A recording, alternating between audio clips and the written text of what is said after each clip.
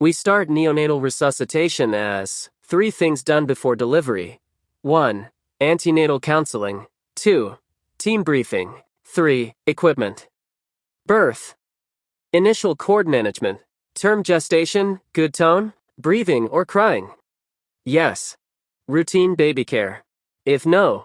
1. Warm and maintain temperature. 2. Dry. 3. Position, sniffing position. 4. Stimulate. 5. Suction. After step 1, 2 and 3, we go for stimulation.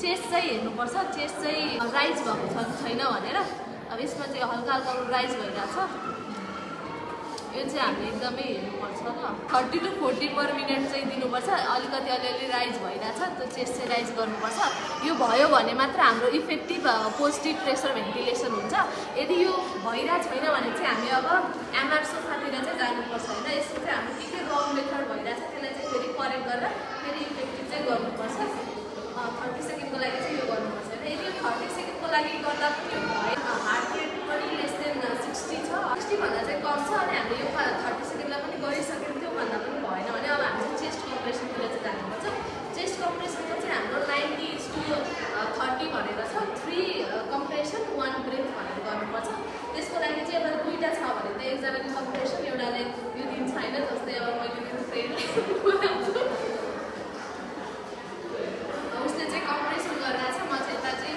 Ventilation गरिरहेको छु यसको लागि चाहिँ अब उसले फर्स्टमा चाहिँ 3टा ब्रेथ कम्प्रेसन दिन्छ 1 लाइन भनेको चाहिँ हाम्रो ठ्याक्कै लिपर लाइनको सेन्टरमा चाहिँ दिने हो हाम्रो पोजिसन चाहिँ यस्तो हुन्छ बच्चालाई चाहिँ यसरी समात्ने अनि पुस गर्ने हो 1 and 2 and 3 एन्ड भनेपछि चाहिँ अनि मैले चाहिँ यहाँ रेडी भएर बसिरहेको हुन्छु नि त अनि मैले चाहिँ यहाँबाट चाहिँ एउटा ब्रेथ दिन्छु अनि त्यतिखेर चाहिँ चेस्ट राइज हुनुपर्छ फेरि उसले चाहिँ कन्टिन्यू गर्छ 1 and 2 and 3 and breath फेरि 1 and 2 and 3 and breath यसरी चाहिँ अब यो पोजिसन पनि मिल्नु पर्यो कम्प्रेसन पनि गर्नु पर्यो यो सबैको एक्सपेरिमेन्ट चाहिँ फेरि हार्ट रेट सुन्ने यदि हार्ट रेट सुनेपछि चाहिँ मोर देन हाम्रो 60 छ भने चाहिँ हामीले चाहिँ एम्बु ब्यान्डमा चाहिँ कन्टिन्यू गरेर यो हाम्रो कम्प्रेसन चाहिँ छोडिदिँदा हुन्छ यदि लेस देन 60 छ भने चाहिँ अब हामी चाहिँ अब मेडिकलमा जानुपर्छ भनेको एड्रिनालिन सर्ट दिनुपर्छ एड्रिनालिन सर्ट भनेको हाम्रो चाहिँ एमक्यूमा आउँछ